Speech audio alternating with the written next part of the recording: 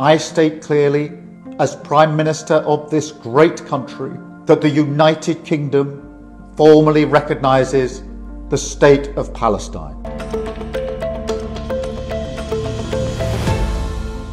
রোববার 21 সেপ্টেম্বর ফিলিস্তিনকে স্বাধীন রাষ্ট্র হিসেবে স্বীকৃতি দিয়েছে তিনটি পশ্চিমা শক্তিধর দেশ, কানাডা, অস্ট্রেলিয়া এবং যুক্তরাজ্য। প্রথমে এই ঘোষণা আসে কানাডার পক্ষ থেকে, এরপর অস্ট্রেলিয়া তাদের অবস্থান জানায় এবং সর্বশেষ যুক্তরাজ্যের প্রধানমন্ত্রী কিয়ার স্টারমারের নেতৃত্বে ঐতিহাসিক ঘোষণা দেয়। I see the torture that they endure each and every day, pain that strikes deep in people's hearts across Israel and here in the United Kingdom. Starmer বলেন, শান্তি এবং দ্বিরাষ্ট্র সমাধান পুনরুজ্জীবিত করতেই যুক্তরাজ্য আজ ফিলিস্তিনকে আনুষ্ঠানিকভাবে একটি স্বাধীন রাষ্ট্র হিসেবে স্বীকৃতি দিচ্ছে।